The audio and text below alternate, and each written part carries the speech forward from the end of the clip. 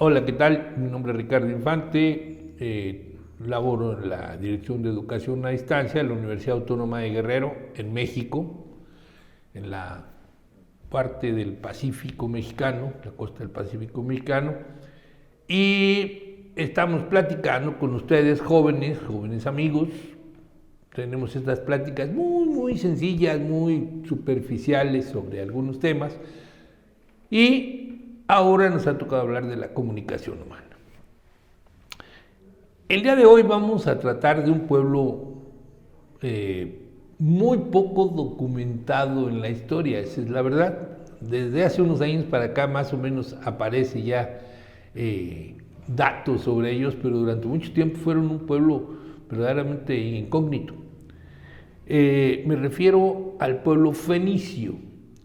Los fenicios son un pueblo cercanos, semitas, son muy cercanos a los judíos, que desarrollaron su actividad, se establecieron en lo que hoy es la costa del Líbano, que da hacia el Mediterráneo.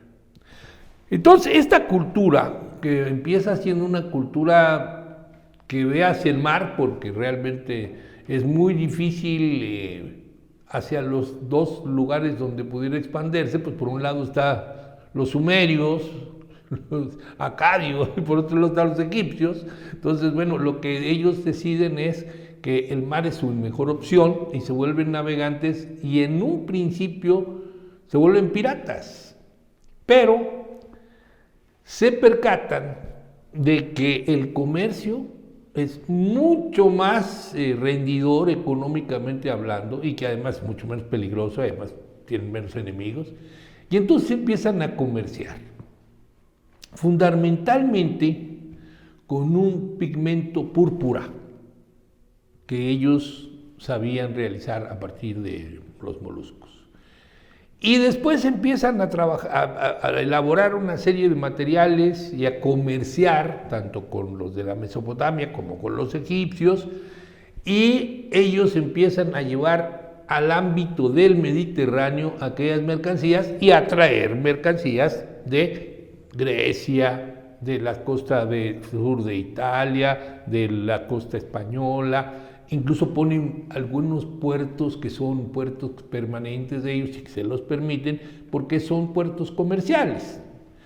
Y entonces, bueno, estos hombres, como buenos comerciantes, necesitaban tener un mecanismo de control de su economía, ya que fueran números, pero también textos,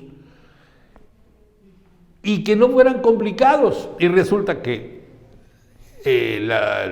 los jeroglíficos egipcios, así como sus otras formas de escritura, y la escritura cuneiforme, que ya la vimos, pues eran muy complicados. Un texto cuneiforme normalmente, para hacer un texto cuneiforme, se recurría a 800 y tantas figuras.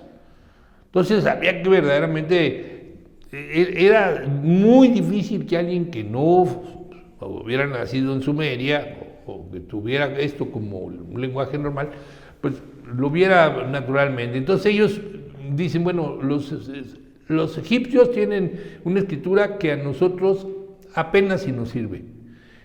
El alfabeto, la escritura cuneiforme nos sirve, pero es muy complicada. Y entonces lo que hacen es que toman una parte, una concepción egipcia, de que hay una serie de jeroglíficos que tienen sonido, un sonido. Y también retoman una parte de algunas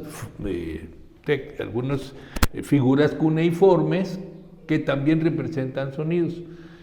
Por ejemplo, hay la primera letra de nuestro alfabeto, la A, durante mucho tiempo no existió más que en los textos de los sumerios. ¿Por qué? Porque ellos tenían una palabra, Aleph, que era el buey, y era una síntesis de la cabecita de un buey, es decir, los dos cuernos y la carita, y eso se va a ir transformando hasta que se vuelve la A que nosotros conocemos. Pero durante mucho tiempo no tuvo sonido, más bien era una ausencia de sonido, y todas las letras, tanto de la forma de escribir de la escritura cuneiforme, los sumerios, como la de los egipcios, no usaban vocales. Es decir, A, E, I, O, U, no aparecía. ¿Sí? Los fenicios empiezan a hacer su alfabeto, un alfabeto práctico, y lo hacen de 23 letras, pero todas son consonantes. Todas son consonantes. La vocal estaba, digamos, sugerida por la formación de las consonantes, ¿no?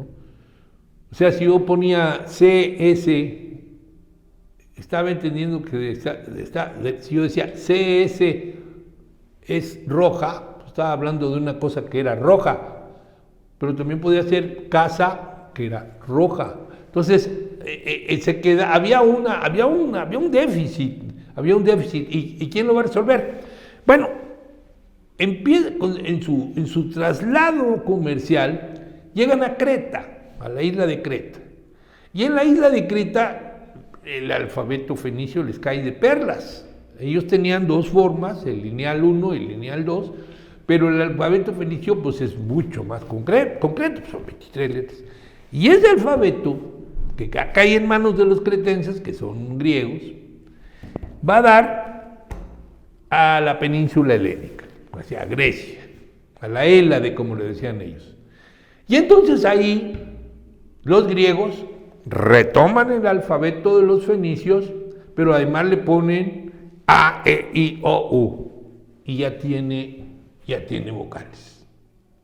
Ya el alfabeto que manejan los griegos ya tiene vocales.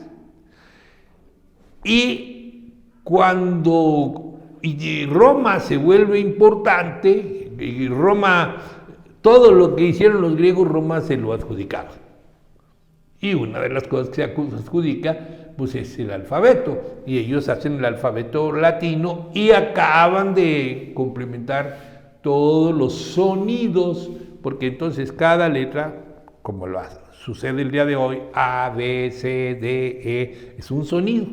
Entonces ellos acaban de completar esa forma de hacerlo, ellos le dicen abecedario. ¿Cómo le decían los griegos?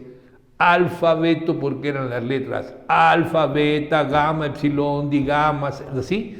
Entonces, cada uno le pone según su lengua, ¿no? Para nosotros es el abecedario, porque somos herederos de una lengua romance. La lengua romance, ¿cuál es? Pues el latín. Que el latín, claro, había el latín que hablaban los altos juristas y los literatos, y había el latín que hablaban los soldados, que se llamaba latín vulgar, o sea, el latín que hablaba la gente del pueblo llano. Entonces, ¿qué pasaba? Que pues las tropas romanas pues estaban constituidas por gente del pueblo llano, y son los que van a enseñar a otros pueblos como los francos, como los iberos, ¿no? O los pueblos que están en la península ibérica, los pueblos que están en la Galia, algunos pueblos como los rumanos y los portugueses, y estas se van a llamar lenguas romances porque vienen de el latín, de la lengua que hablaban los romanos, por eso lengua romance. Bueno, entonces se forman los alfabetos. Ya formados los alfabetos, se va a terminar con el monopolio de los escribas, porque entonces ya con una pequeña cantidad de letras, 20 y tantas letras,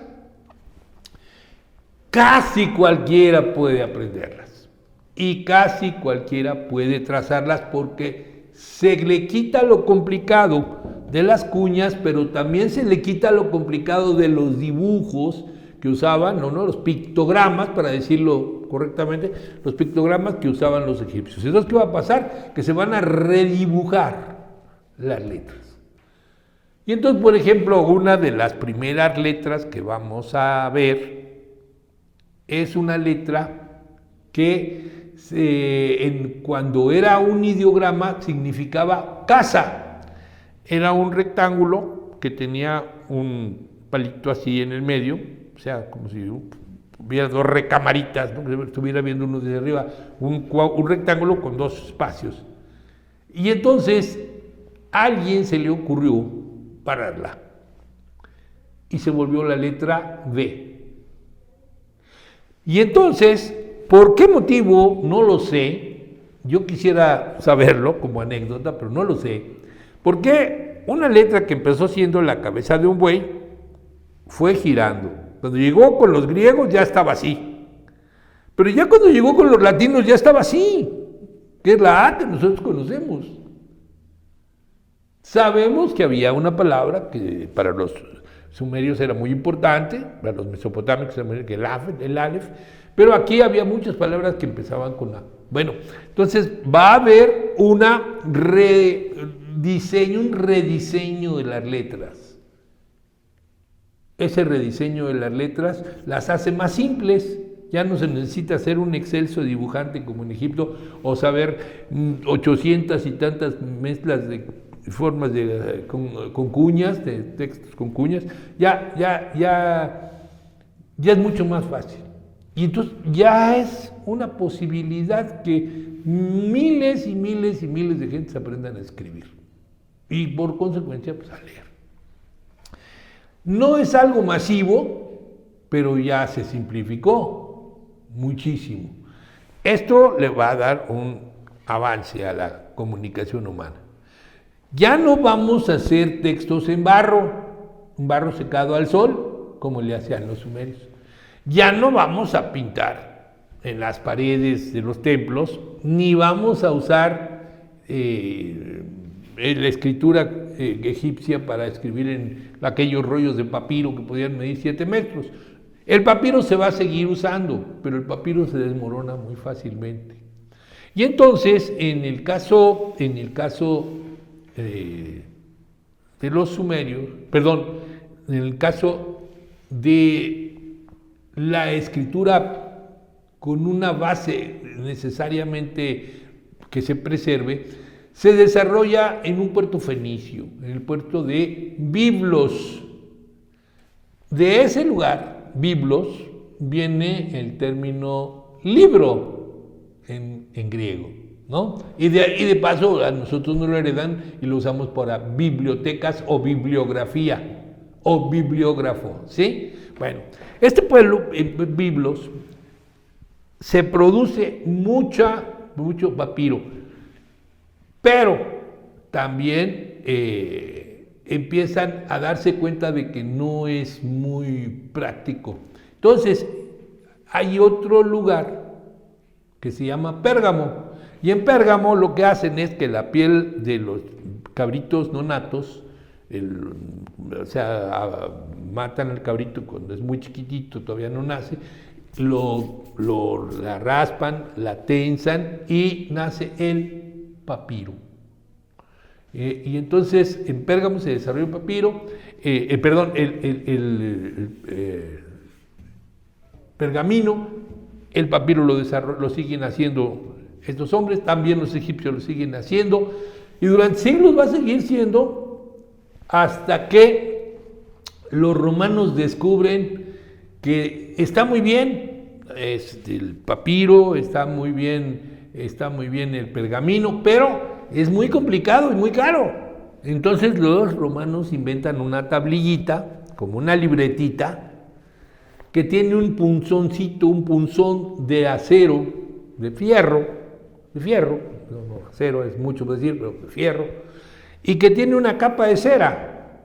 Y en esa capa de cera ellos escriben textos breves que después se van a pasar o al pergamino o al papiro, según el nivel de importancia que tenga, ¿no? Este punzón con el que se escribía en esta tablilla de cera, que después se le pasaba un poco de calor y quedaba limpiecita y entonces se volvía, ahí servía para tomar otro dictado. Bueno, La pieza con la que se escribía se llamaba estilo. Y el día de hoy, cuando hablamos de un escritor, dice, tiene un gran estilo. Cuando nosotros referimos a estilo ahora es la capacidad, la forma, la creatividad. Muy grosso modo, estamos viendo cómo nació el alfabeto. Yo les pido que, como siempre, ustedes investiguen un poquito más, se metan a los libros, se metan a la red, busquen sobre los fenicios, les va a gustar, y nos vemos la próxima clase, la próxima plática. Se me queda eso, nos vemos la próxima plática y seguro que nos vamos a seguir divirtiendo.